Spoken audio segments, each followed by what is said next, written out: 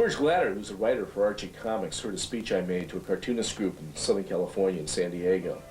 While I was gone in China, George Glatter is busy writing a story about us for Archie Comics, where we actually meet the Archie gang and paint a mural in Riverdale. And so to this day, I can get free malts at Pop's Chocolate Shop. It's incredible.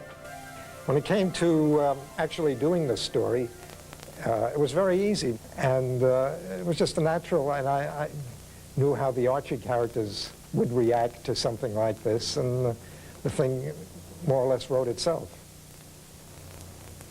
So in other words, George, you owe us money.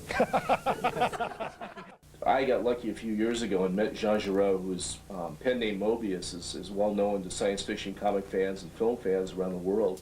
I decided I would do a series of the Penguin books, our Penguin and Pencilwood books, and have cartoonist friends of mine like Sergio Aragonés and Alfredo Alcala and John actually draw themselves getting hit in the face with ice cream. We wondered if you could perhaps draw yourself in this scene.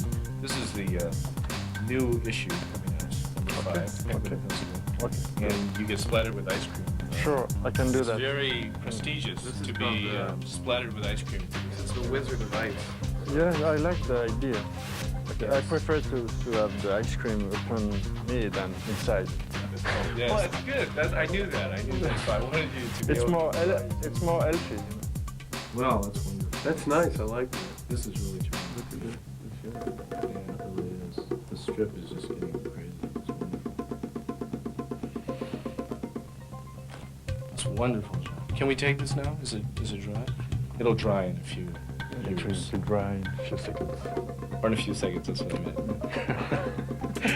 Song. If I didn't have the skill of reading, I certainly wouldn't be able to write.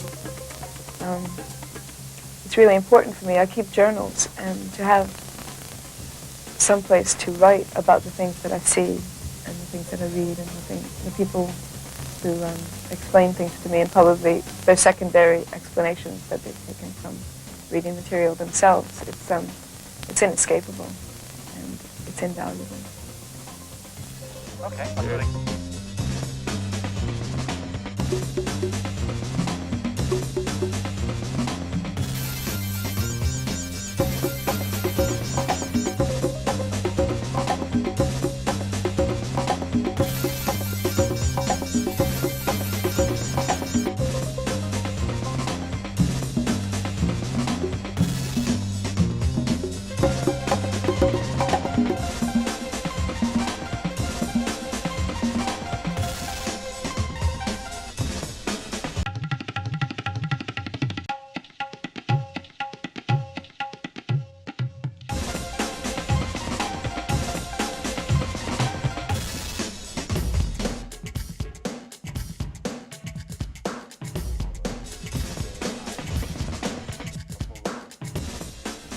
How many of the population of homeless are children?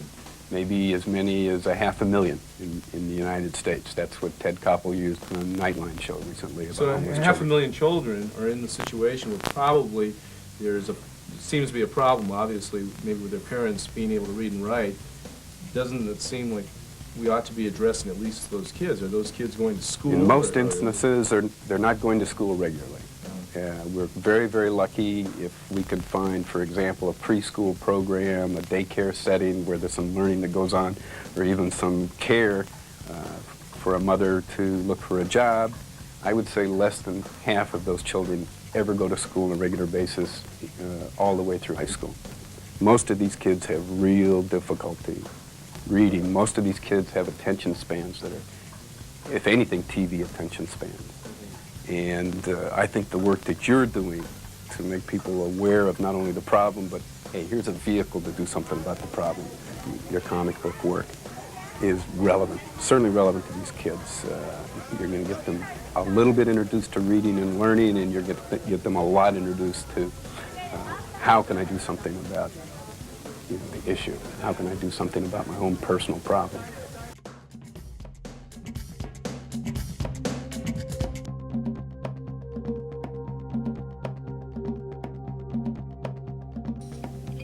When I first received the script, I thought,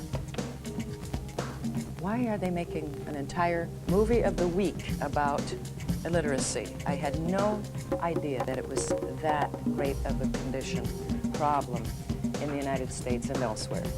The emotion, the passion, the frustration, the anger, the hurt, the discomfort, it's really a crisis unto its own. I did ultimately meet people, yes, and it was so touching when men came forward who were the exact character that Dennis Weaver's role was based on, and with, great tears in their eyes saying, yeah, that's my life. And their wives saying, yes, you played me, and they were just so thankful that their story was delivered to the screen so that the public could be inspired and uplifted and do something like you guys are doing about the problem.